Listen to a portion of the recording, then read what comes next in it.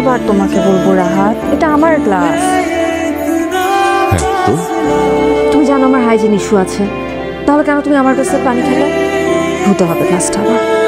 ওকে, তো তুমি বলতে চাচ্ছ আমার স্পর্শ তোমার গ্লাসে পড়া যাবে, তোমার স্পর্শ আমার গ্লাসে পড়া যাবে, আলাদা করে ফেলবো স্পর্শ, তাই তো?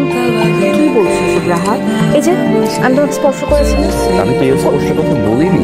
রাহাত তুমি অফিসে যাও, তোমার দেরি হচ্ছে না এখন? গ্লাস ধুয়ে ফেলবে? আচ্ছা এই নাও, আমি পানি খাচ্ছি এই গ্লাসে। হ্যাপি? যাও। Good girl.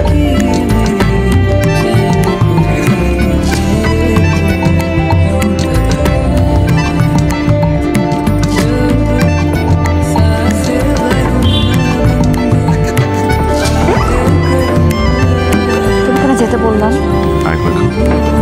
খেলাম তো মাত্র।